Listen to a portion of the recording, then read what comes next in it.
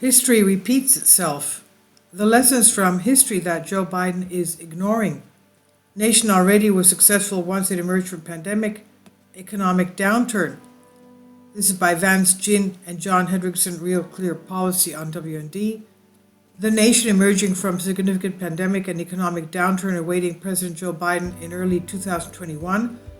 President Warren Harding inherited a similar situation after winning the 1920 election in a landslide, but Harding overcame it by getting government out of the way. The economy recovered quickly, whereas Biden enacted bad progressive policies that have resulted in a double-dip recession with 40-year high inflation. Biden should learn from Harding and his successor, President Calvin Coolidge, to correct government failures and allow markets to heal so that they can enjoy abundant economic prosperity again. In the aftermath of the Great War, the First World War that is, the U.S. suffered a severe economic downturn. The late economist Milton Friedman described this as one of the most severe on record. The Depression of the 1920-21 is often forgotten because it was short-lived, but it offers policy lessons that can be applied to our current situation.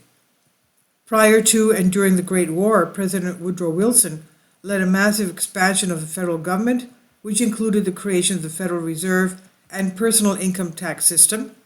After the war, markets corrected from those government failures throughout the economy, triggering a steep economic downturn.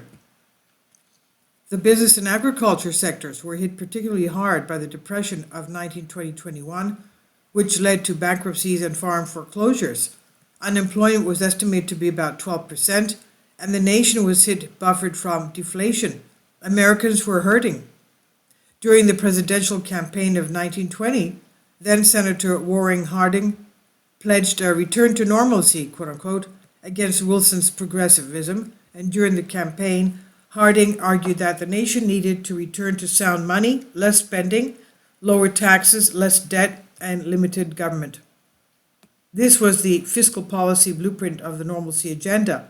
Harding understood that to revive business confidence and lower high income tax burdens, the federal government must get its fiscal house in order.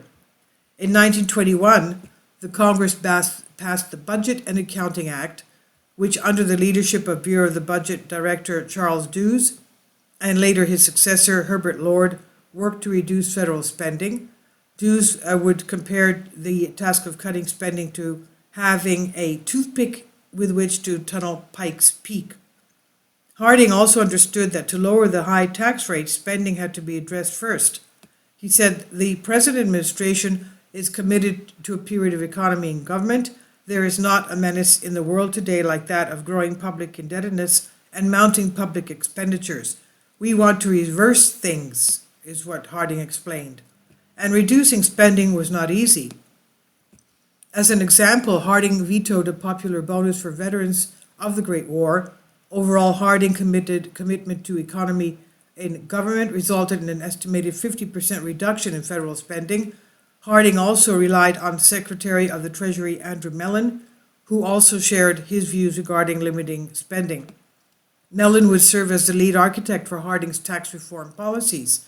The top income tax rate was over 70%, and Mellon's goal was to lower the rate. Through a series of tax reforms, the high rate would eventually be cut to 25% during the Coolidge administration. Harding and Coolidge's fiscal conservatism of lowering spending and tax rates and paying down the national debt resulted in a quick economic recovery. The Federal Reserve also tightened the money supply. The late historian Paul Johnson wrote, "Harding had done nothing except cut government expenditure, and the last time the major industrial power treated a recession by classic laissez-faire methods." After the death of Harding in August 1923, Coolidge continued and strengthened the economic the policies of Harding. President Coolidge, along with Secretary Mellon, continued to lower spending and tax rates. The federal budget was $3.14 billion in 1923. By 1928, when Coolidge left, the budget was $2.96 billion.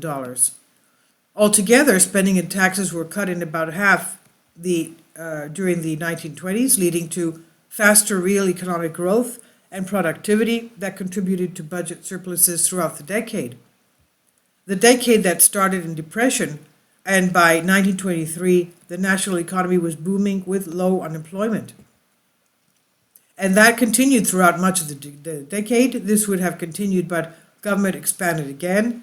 In particular, the Hoover administration ran deficits and raised taxes, and the Federal Reserve had too loose and then too tight money supply.